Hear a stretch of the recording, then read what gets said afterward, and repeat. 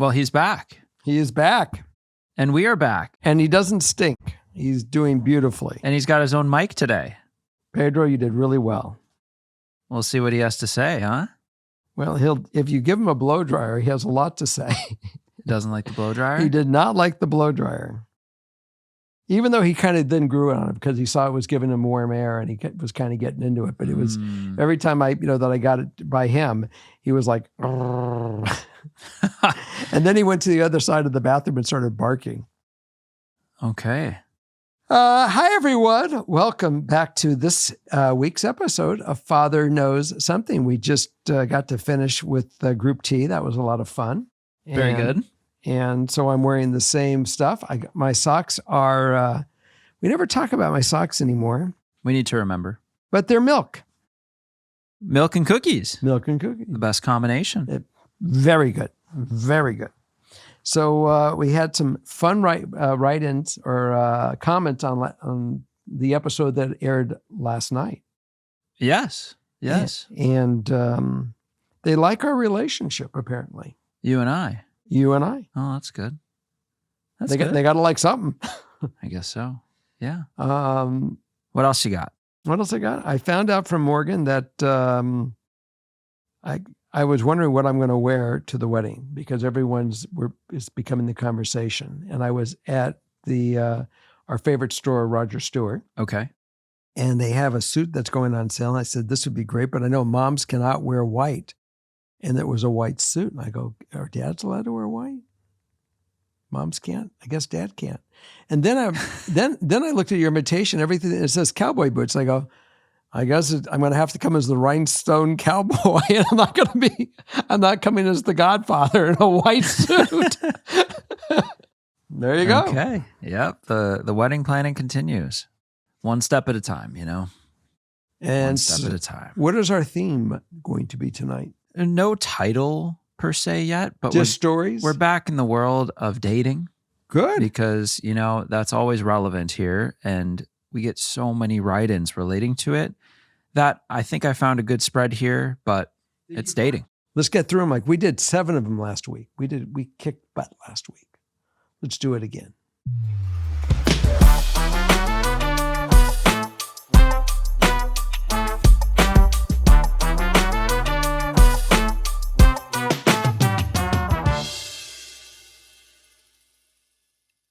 Number one.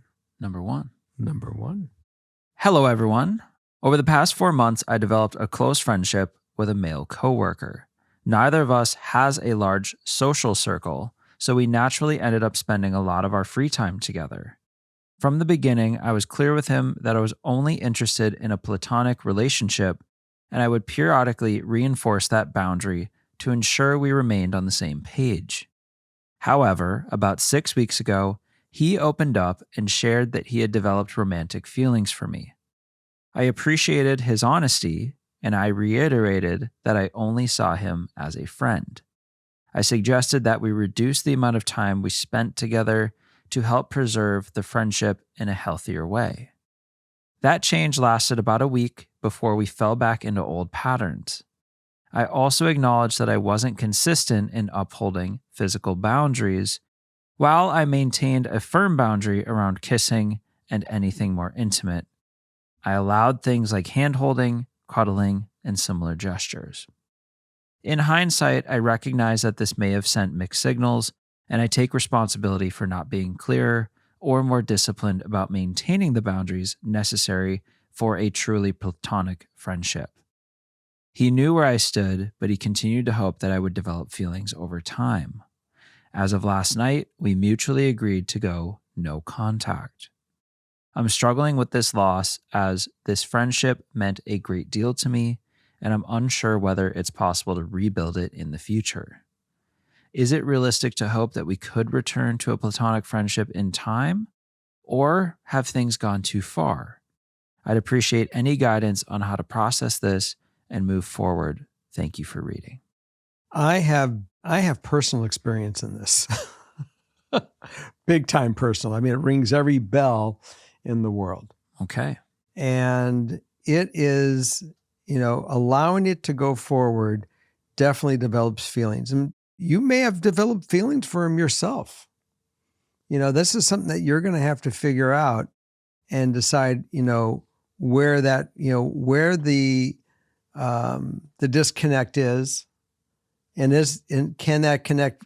Is it deeper than just is your care for him now deeper than what it would be on when you meet somebody and go on your first date? Because you have all this, sometimes we just go for lust rather than going for the depth.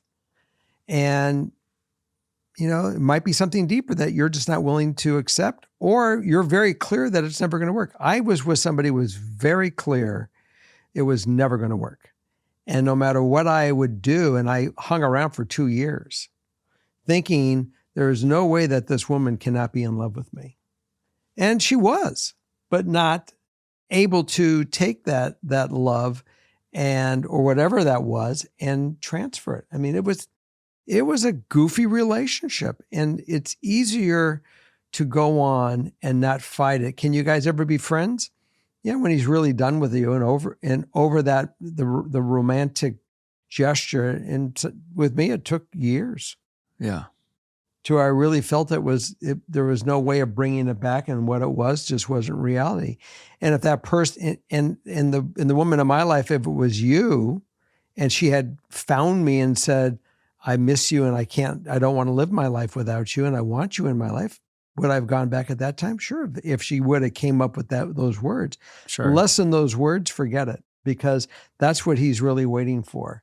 He's hoping and consistently hoping that will happen. If he starts dating somebody else and you can really say no holding hands and there's no kissing and there's no anything, you got a chance of being in a friendship with him. Yeah. But he's got to have a lot of discipline to pull that off. I mean, I've been hit with this, probably since, and could I pull it off today? I could pull it off today, but I would definitely have to cut anything that would be remotely as a friendship and keep it on a very light friendship, not to the depth where I would do anything in the world for that person. This guy would do anything in the world for you. And that's not where the relationship needs to be with him. And if you hang around for that, you might be taking advantage of that love that he's got. If you know that you don't have it, if you're in question about it, then all bets are off. Yeah, it's a tricky dynamic. I mean, there's so many, I think it might be the norm rather than not to have these blurry lines around certain relationships because, I mean, I've been through a bunch of different relationships where are we exclusive? Are we friends with benefits? I know we're friends, but what is this other stuff? It gets really messy sometimes.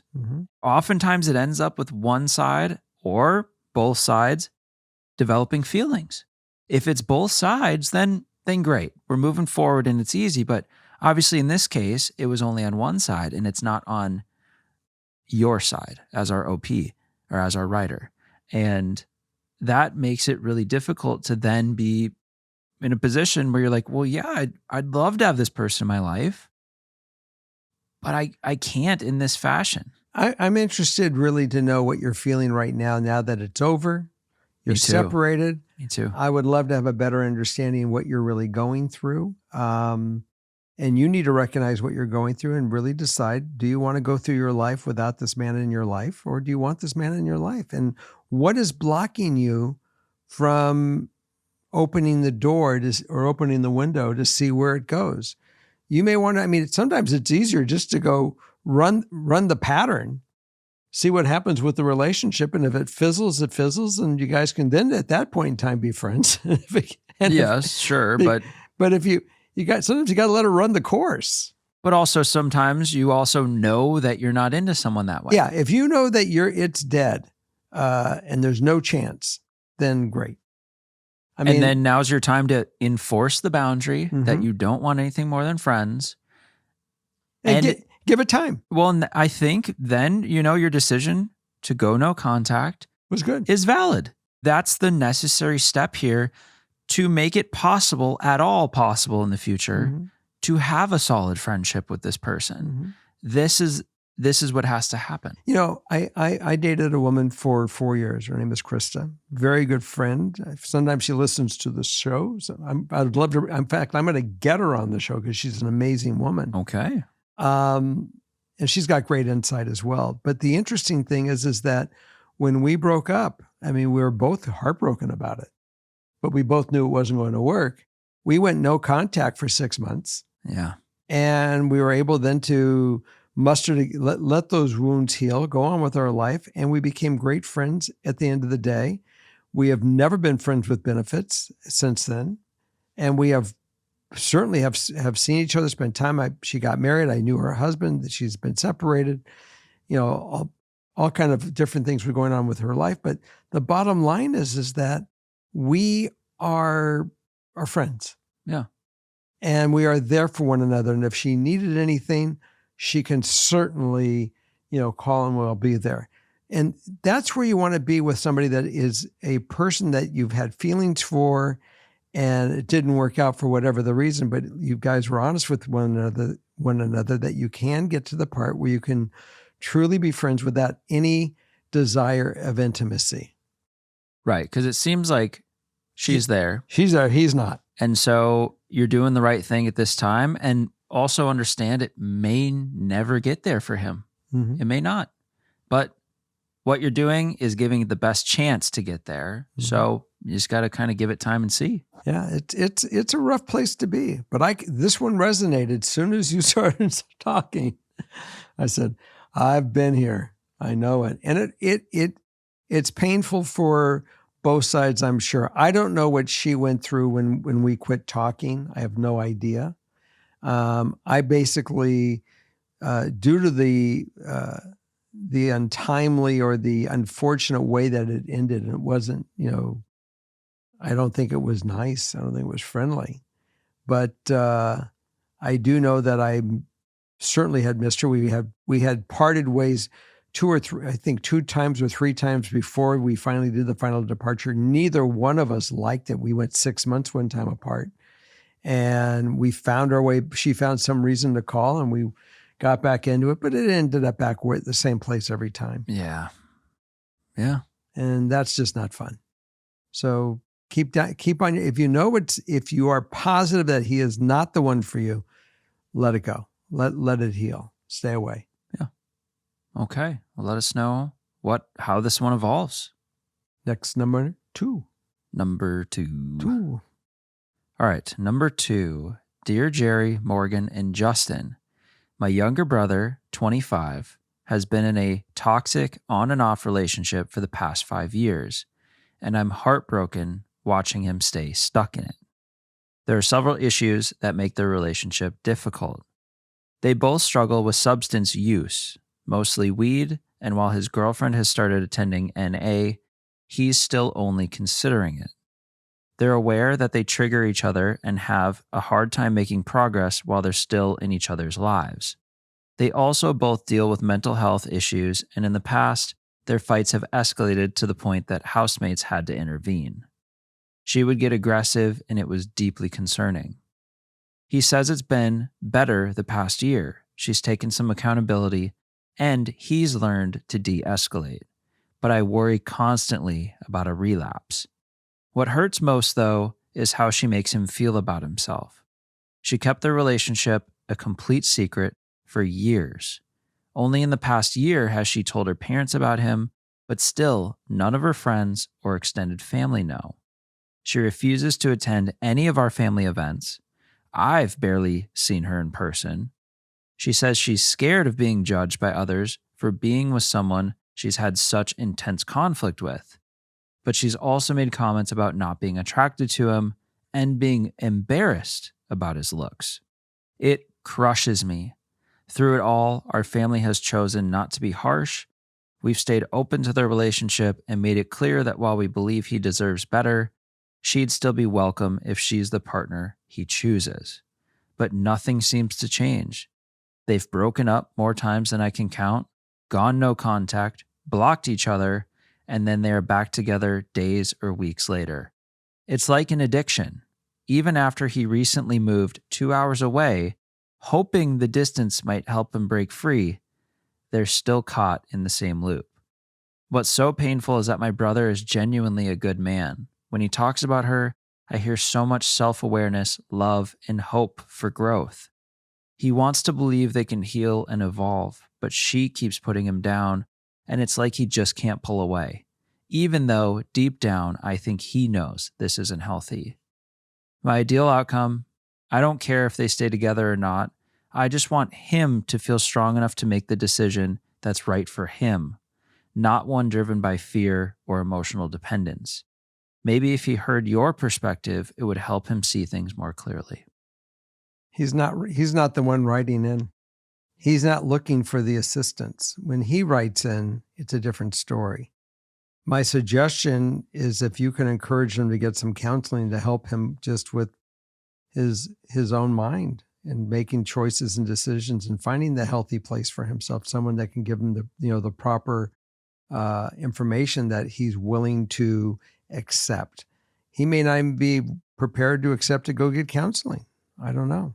So I don't think that we can do, I don't feel that I have anything to offer to him because he's not the one that's reaching out for any of this.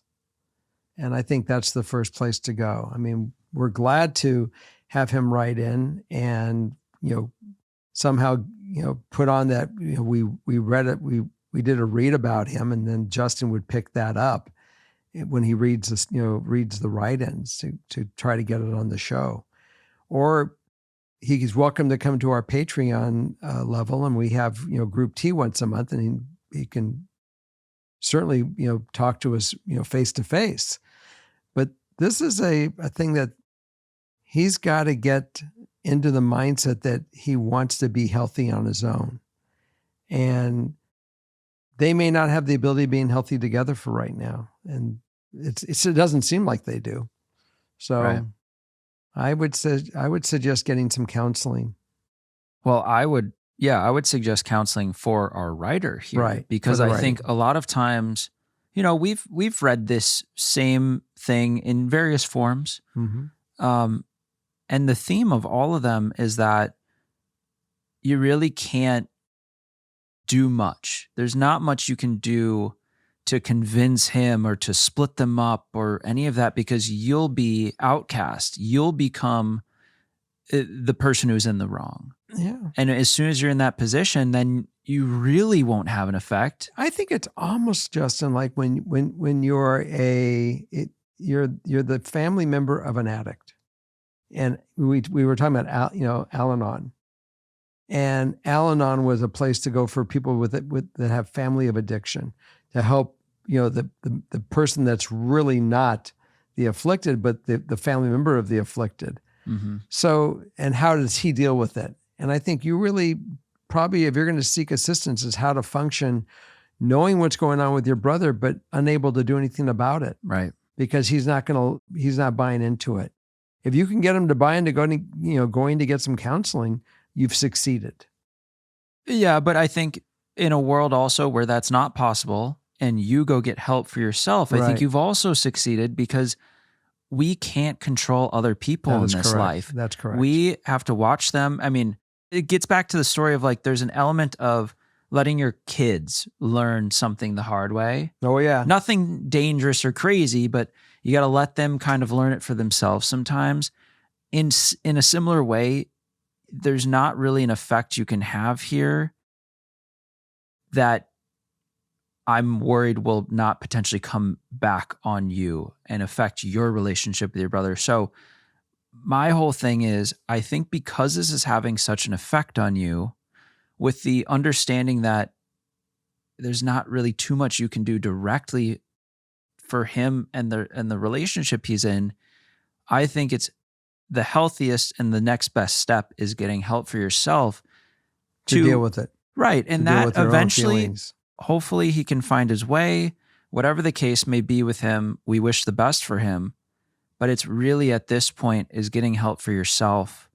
Not to be affected. And yeah, and it'll always affect you because you don't want to see someone you love in that position, but it may give you some tools to help deal with those feelings as they build up, because I can only imagine what it's like to watch a sibling just like get dragged down and you see it's affecting them, but they won't change. So, Mhm.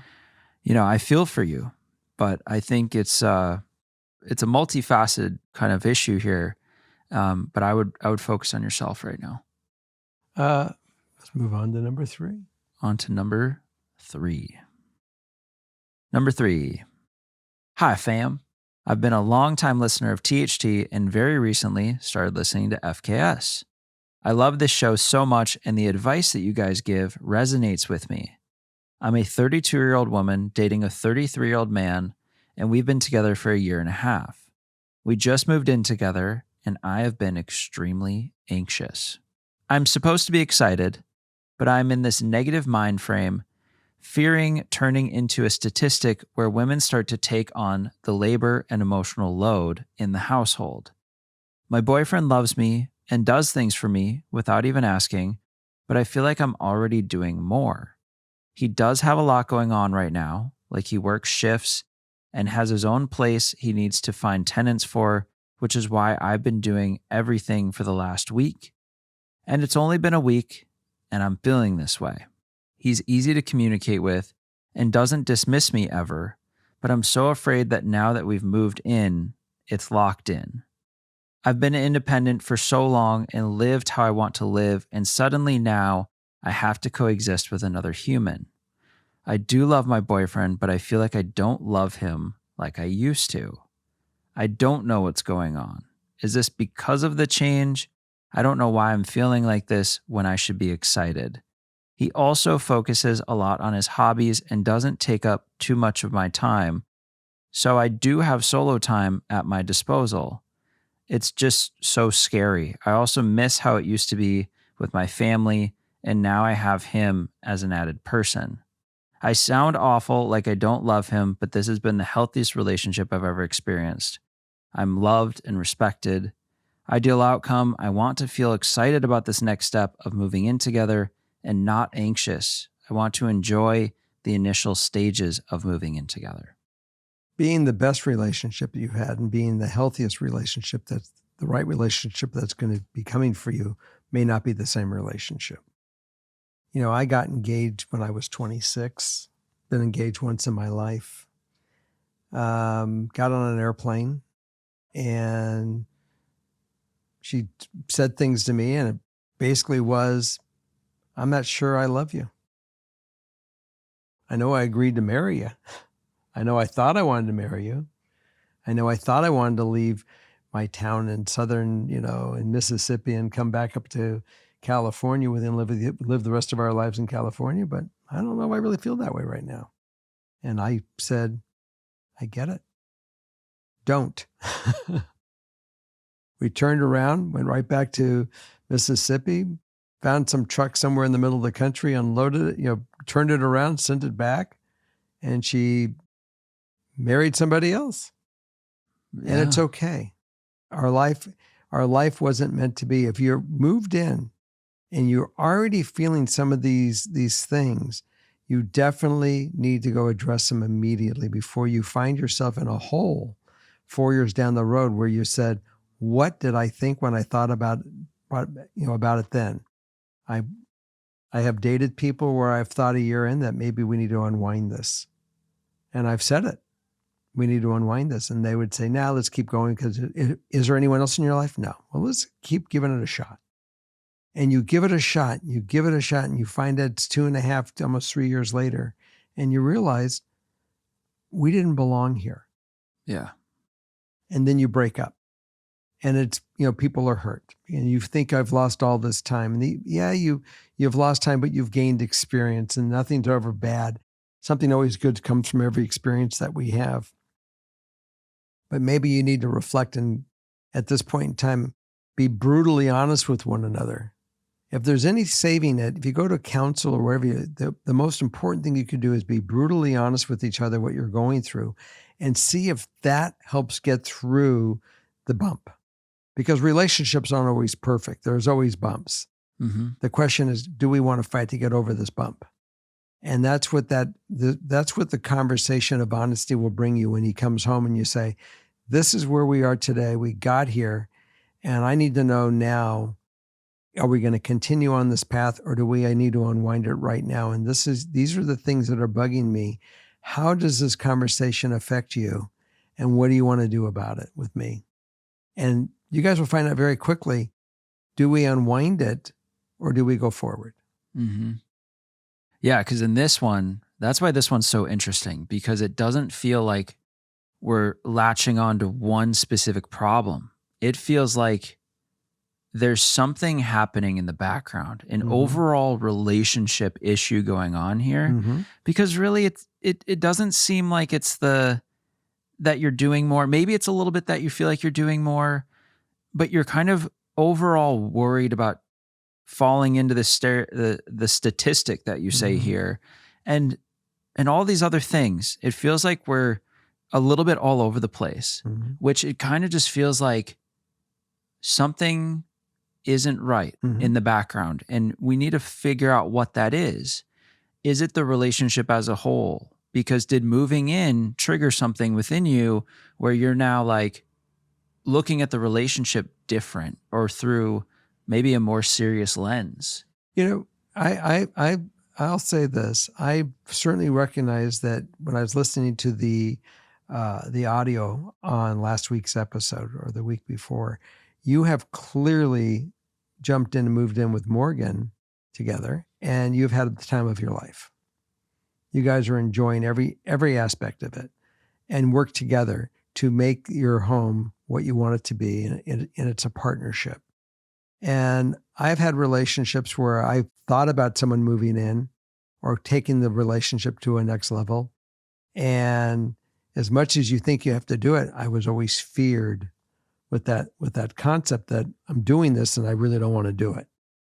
And then there's some people that I've had come in my life and I thought about, you know, we did move in together, or we talk about it, or I may even think about that I want to go deeper into the relationship, maybe possibly marry somebody.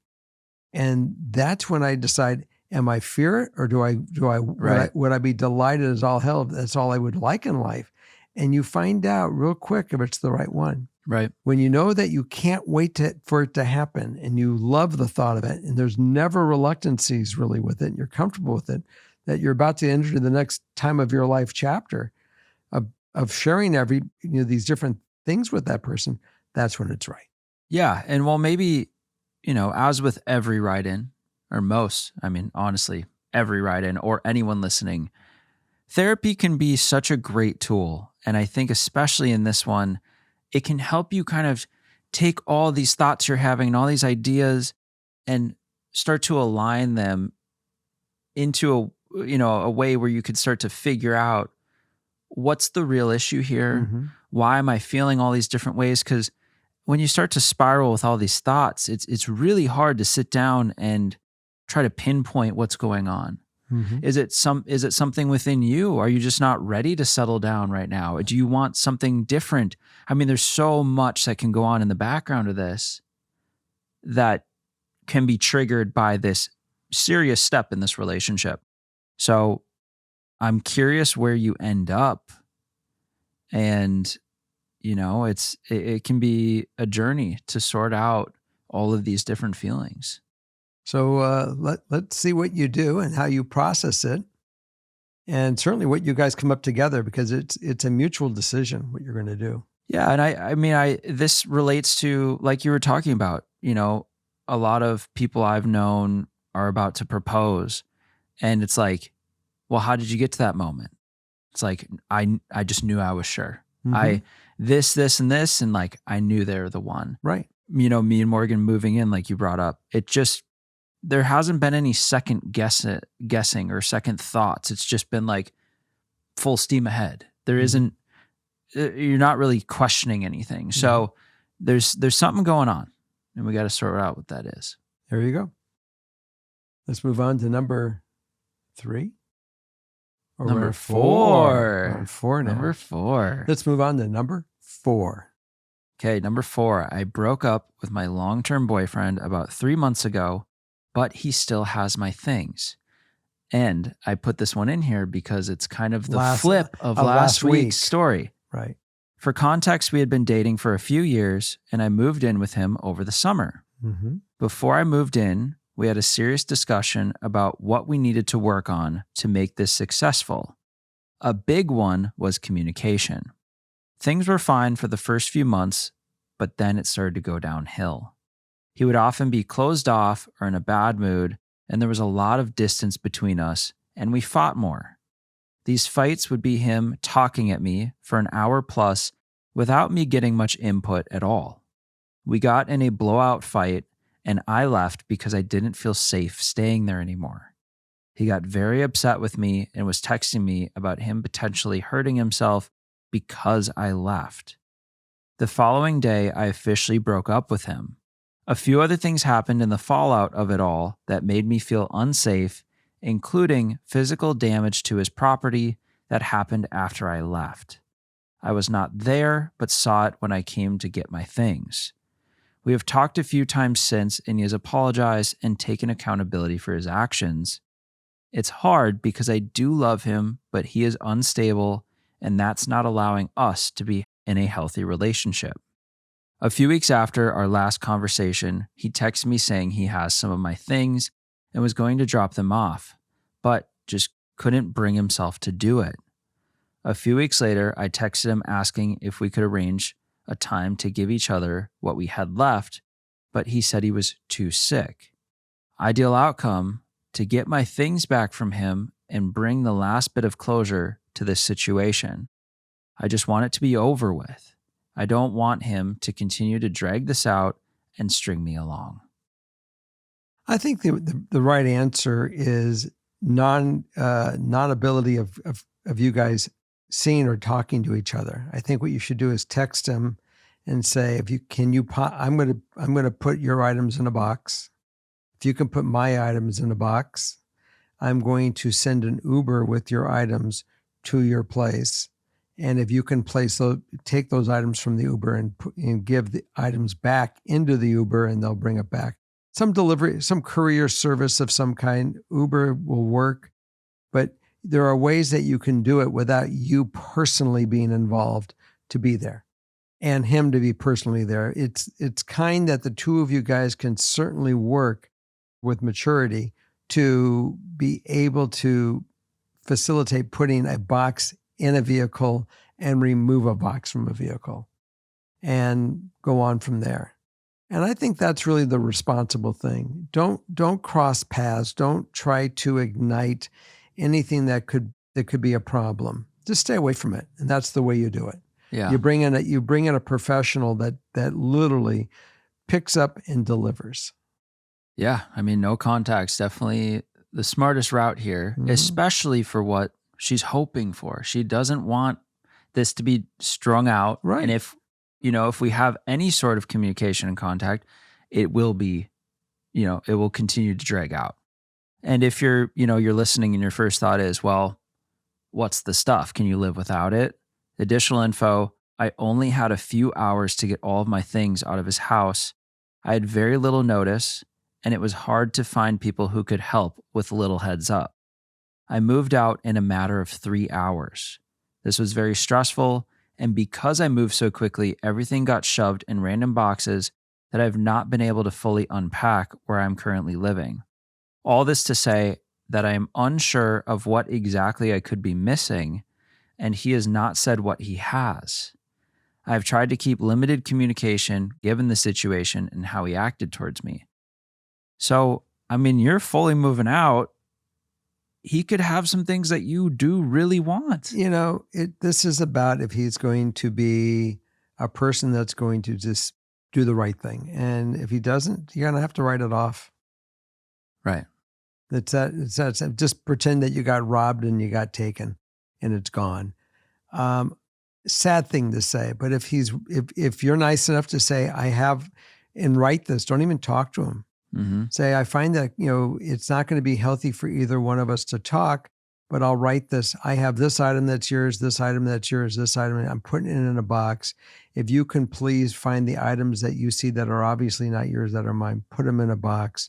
And I will send a vehicle, I will send a non, participating party, a professional, to pick up my stuff and bring you your stuff. And that way he can't even go to your friend or your family and say, how is she? Right. Tell her I miss her. Tell her I love her. The driver, the Uber driver doesn't care. He's not going to pass the message. It's binary. So Yeah. that's what you really need to do. You need to keep it so sterile as a surgical procedure.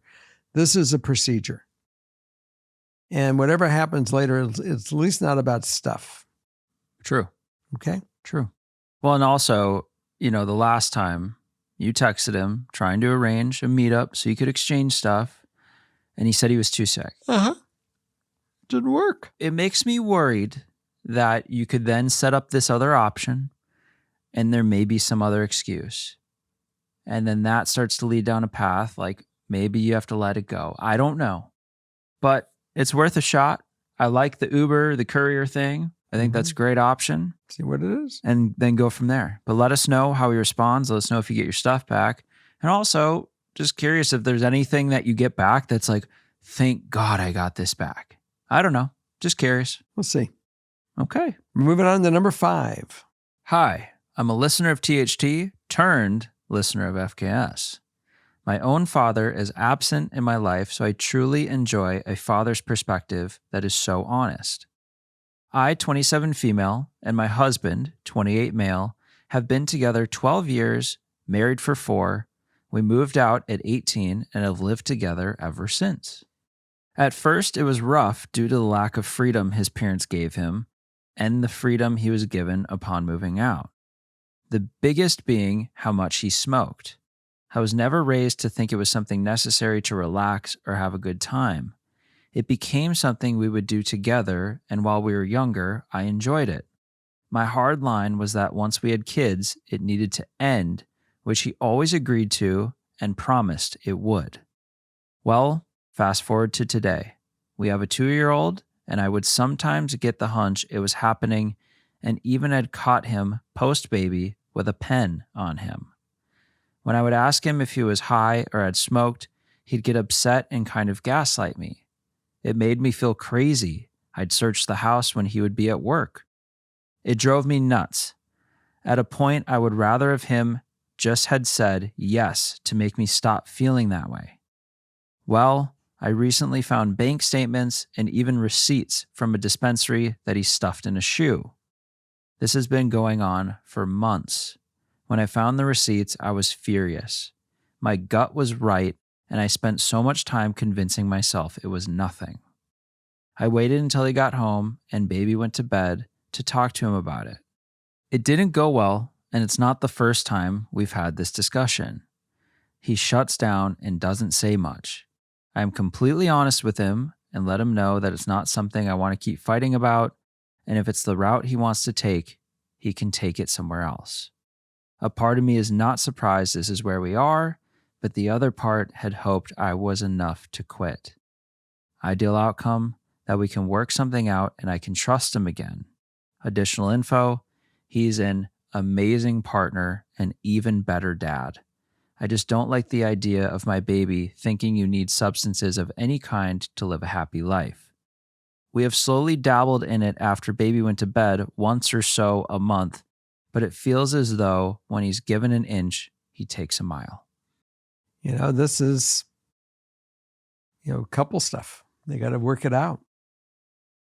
I can't tell you, obviously, if you have a conflict with it and he's not getting the message why, and he doesn't want to respect whatever you're feeling, and you guys can't come up with a compromise that's going to work for you, then it's just going to deteriorate the trust in your relationship, and everything's going to go to hell, including intimacy. In fact, that's probably the first to go because you become at odds. And so if that's where it's going to go, I always say when you start keeping score, the game is over. So if anybody out there's got another possibility of how to help these people, he's got to want to quit. If he doesn't want to quit, you can stand on your head. And if you don't want to give in to whatever his behavior is, then you can stand on your head. It's not who's right and who's wrong. It's what's right for you as a couple. Right. And evidently this is something that you definitely don't want a part of your life, and you've made it really clear, and you guys agreed to it. He knew it was coming. He knew that was an agreement you guys had made. Because he hid the receipts. So there's no surprise if you tell him that we're not going to make it and we're going to go on separately in our lives. He's got to then, at that point in time, when that reality hits and he's out the door or you're out the door, or you're not waking up together anymore, and there's two households, that's where he can decide if he misses you or not. Yeah. And if he really wants this relationship. I broke up with somebody. I was clear in my head I wanted to do it. The day I broke up, I was very honest. I did not miss the relationship. I knew I made the right decision. And you may come up with the same. And if you guys don't, and you come up with the decision that you do miss each other and you can't live without one another, then you guys might figure out a solution. So the confusing part for me, I understand we had an agreement prior to baby's here, agreement's being broken. You were very clear about the boundary, and now we've had discussions about it. You've taken all these steps. The one thing I'm a little confused about is that you have together slowly dabbled in doing this once or so a month.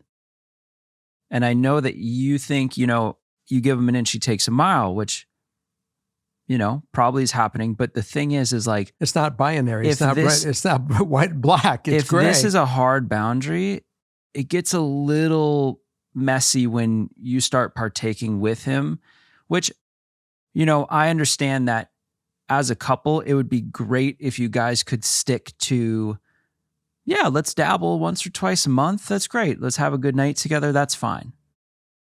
But if you're having an issue with how far he's taking it, I wouldn't even dabble in it once if we're trying to really set a boundary here. Especially if he has an addiction to it.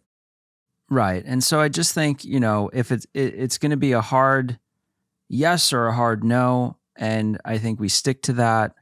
And then at that point, it's how far is he taking it, and if this becomes a pattern, and a pattern, if it already is, and if it stays that way, it's up to you how many more times you want to go through this cycle before you get to the point where you hold up the boundary to the fullest extent. And like you say here, he can take this journey somewhere else. So it's up to you when you've hit that threshold, because you've taken all the steps that we usually suggest on the show. A lot of times at the write-ins, we're like, you got to sit down, make it very clear, have this discussion, and see if it changes. It feels like you've done that. So we're getting to the point where you might have to make a tough call. So read the comments and see what they come up with. Yeah. Somebody else might have something great. Right. Because this can extend into so many other areas of someone not, respecting a boundary. And then at some point, it's like, it's not right or wrong that we're talking about. It's boundary being broken or respected. And how much are you willing to enforce that boundary until we hit the end of the road? So let us know where you end up. I'm curious, because you're so far along in this process, where we go, because it's going to be either a miraculous change or, I think that it's going to be really interesting. So certainly bring us the play-by-play comment. We really do want to see where you end up with this thing and how it rolls forward. Yeah. Meanwhile, let's go to number 6. Number 6. Number 6. Hi, everyone. I love your show and the candid advice. Y'all are awesome. Right now, I'm in a tough spot, and I could really use your input. My partner and I have been together almost 2.5 years now. We are aligned on hobbies, career goals, and overall have had fun together. But since finishing school and starting work full-time, his job takes up a lot of his energy. The role requires a lot of interacting with people, longer hours, and sometimes traveling for work. He also has a hard time leaving work at work. For example, if something goes wrong or upsets him, he takes a while to let it go and move on. It can even bleed into our time together. That being said, we've been going on less dates, and when we do, he seems tired most of the time. I understand work can be stressful, and I want to be there for him, but I also miss the energy we used to have. Is there a way I can help/communicate my feelings about our relationship without blowing off his feelings or mental health? Thank you. I appreciate your input. Ideal outcome: get that energy back in our relationship or accept that this is how things are and move on. Well, I think you can certainly do what we always say. Have a conversation with him that you can say, what can we do to have a plan that we can save some time for us? A date, every other week, a date day. That you take that Saturday and you say, let's go out and let's do a hike. It doesn't take a lot to go out and do something that can be fun. It doesn't cost money. I mean, money could be the issue here, and he's just saying I'm tired because he doesn't have the money to do it. We don't know.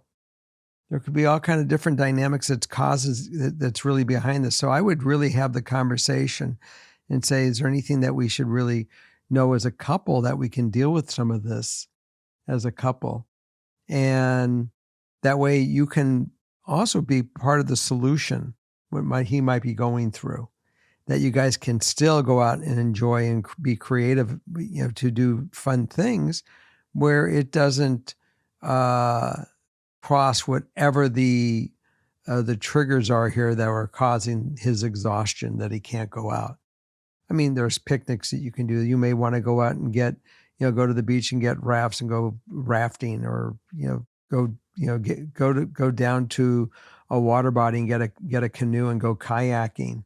Stuff that is just, you're out there in the fresh air, getting good vitamins that are healthy for you from the sun, and doing some even if it's a bicycle ride. There are ways that you guys can certainly find the solution by spending time and building that relationship that you had. And he's got to recognize that if you don't do it and you don't feed the relationship, it's going to be detrimental to the relationship. And this is where he gets to make a decision where the work has got to come into it. Yeah. Ideally, you can be part of the solution, but you're not going to be the solution. This isn't for you to solve. This is a two-way street. Correct. And the thing also to note here is we just finished school. We're just starting our full-time jobs. We're just starting our careers. This is when we're going to be working the most. Adjustments. And it is a big shift. There's seasons in life where when you're in it for the long haul with somebody, there's going to be times where, we are just both starting our careers. And when you start your career, you're working the most, you're working the hardest. You have a lot to prove, and you're not in these higher up roles. You haven't climbed up to these points where you have more liberties and more free time. And maybe he's also learning how to, this is a great time to learn the work-life balance. You've never really had to do that before. So there's an element of the ebbs and flows, going through life with someone and knowing that there's seasons where, you are both incredibly busy. You have less dates. There's less time with each other. But for the overall purpose in your life, it makes sense and it works for you. That's something you have to decide. Or you get to the point where this is really affecting you and you can say how you feel. A big part of this is just being straight up.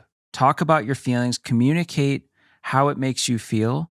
Yeah, you might be met with defensiveness, but there's no change is going to happen if he doesn't know how you feel and how this is affecting your guys' relationship.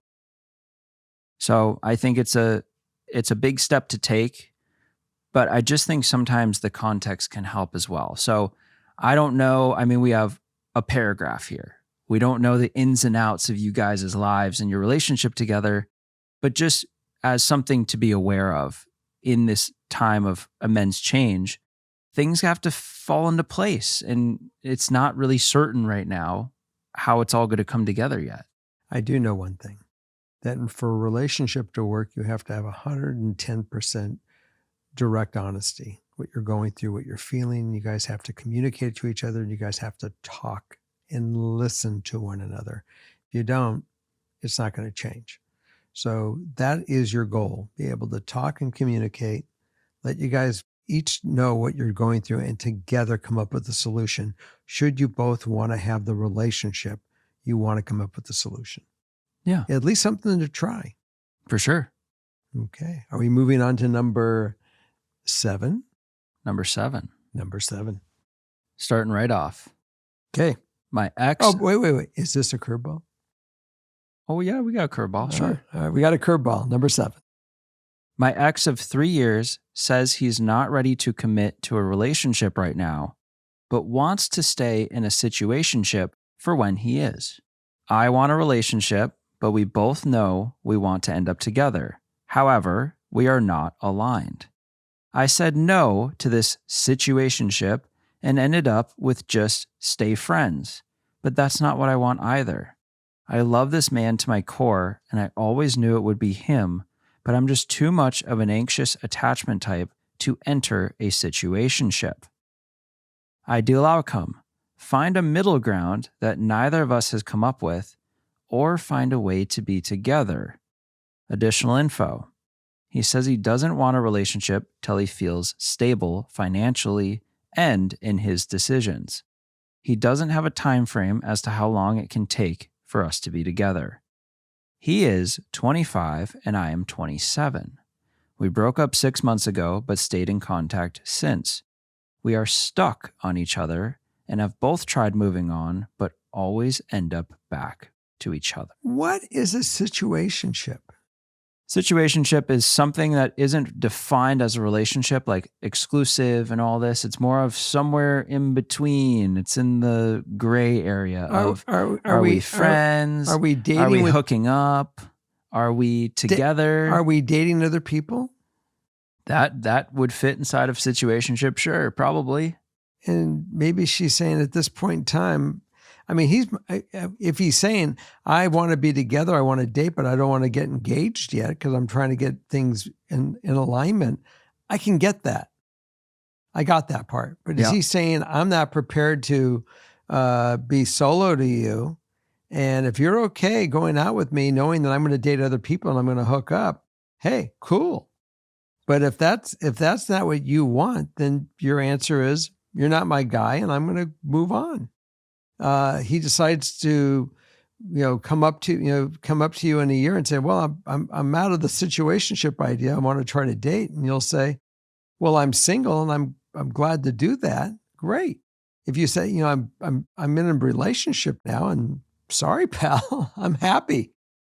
You had your opportunity, but your maturity level was at that time, you weren't prepared for it. So have you ever been stuck on someone? Have I ever been stuck on somebody? Yeah. Okay. And did you end up with that person? I am still not married. So what helped you in a situation where you felt stuck on someone? This is my person. I know it, but they're just not meeting you there. The reality that I'm not their person. And knowing that as much as I think that they're my person, because I'm not their person, they are obviously not my person, and I got to move on. And that just comes with wisdom from getting beaten up enough in your heart and your head that you'll say, I'm willing to walk. Because it's not easy. It is not easy. It's heartbreaking. But that's the reality you have to really say to yourself. Look, I mentioned in the beginning of this show or was in Patreon earlier that I was mad about a woman, literally mad about a woman. And I just knew that there was nothing I would be able to do. And the answer was, I thought she was my person, but I was not her person. And I had to come to the terms that we are not each other's people. And it's healthiest just for us not to be around one another because we were never going to make movement one way or the other way. And I was basically becoming this person's muse, for lack of a better description. And that's not what I wanted to be in my life. I wanted to be somebody's person, right? Not their muse. Yeah. Well, and I'm glad that our writer here isn't falling into the situationship trap, doesn't want any part of this, you can have me and have your cake too situation. You want all or nothing. And you know what? You deserve that. You deserve that from the person that's actually wants that. And every moment that you keep investing into this relationship that apparently may or may not go anywhere, you are passing by the opportunity that you will find the relationship that will go somewhere. I wasted, many, many years in relationships, and maybe I gained knowledge, but now I may believe that I'm in the right one. And I found somebody that really does make me believe that this could go the distance. And I'm giving it the opportunity to see where it is. And I don't think about anybody else. It is a good, solid feeling, and we'll see where it goes. And it may not get there, but I'm willing to invest the time to see if it does get there. And that's what you need to do. You got to open the door, open the window, whatever you want to call it. Cancel out this other relationship that's not going to allow you to find the other person. And maybe you may find that person and you may not. And this guy will wake up by that point in time, and maybe you guys will find one another again. Only time will tell. Well, I know you mentioned you've both tried to move on and keep ending up back together, but have you really tried to move on? Have you completely cut contact? Have you gotten to the point where you are actively seeing other people and have nothing to do, no communication methods, not in touch, nothing?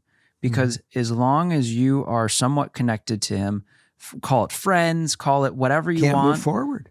You will truly never be able to move on. And I've had friends that are in a position of being stuck like that, and it took truly cutting them off as hard as it is, as hard as you want them in your life, fully cut off. Otherwise, you'll unfortunately probably be trapped in it for a long time. Unless you're both really healed from it, you guys can't really communicate.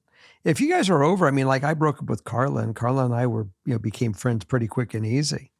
And, she started dating, and she was still living in the extra room in my house. And she's disappearing from like 2:00 to 4:00 in the morning. And I would wake up and I go, and she'd be walking. I go, what are you doing? She goes, I'm outside. I go, what are you doing outside? Well, I've been seeing this guy, and he finishes work at 2:00, and we hang out in his car till 4 or 5. And then he has to go back to another part of the city to go pick up his daughter, take her to school. Oh, wow. And I'd said, well, he's obviously committed wants to hang out with you. Why don't you guys just come upstairs? She goes, well, he felt that you'd be upset. But didn't affect you at all. You were just totally fine. Totally fine. So that's how you knew it was possible. That's right. And I said, bring him upstairs. He goes, is that cool? I go, absolutely. I'll go down and drag him out of the car. And that was a healthy transition. We knew it would. Look, if I wasn't sure about where we were, I would never have broken it up. And if she was, right. It just was a true mutual look at each other, say, we're not the ones for each other. and then you'd say, okay, so you're able to be friends because the intimacy portion of our life was definitely over. We never reflected back to it. We never worried or ever thought about being friends with benefits because there was no benefit to it. Yeah. It's easy. Yeah. And if you can get to that part, hey, then welcome. The next person is welcome to be in your life, and you guys can all be friends because it's dead. Time will tell. And on that, might be a tough road ahead. But. And on that note, join us in the backyard, and we'll see you on Patreon. We'll see you next week on our show, and we will see you at Group T. Okay. So what's the moral of that story? We will see you. Yes, we will. Thanks for joining us. And Pedro says, bye-bye. Roof, roof. Pedro barked at Justin when he walked in today, and he was just trying to say hi. Okay. And you're hiding out over there. Yep. Okay. Good night.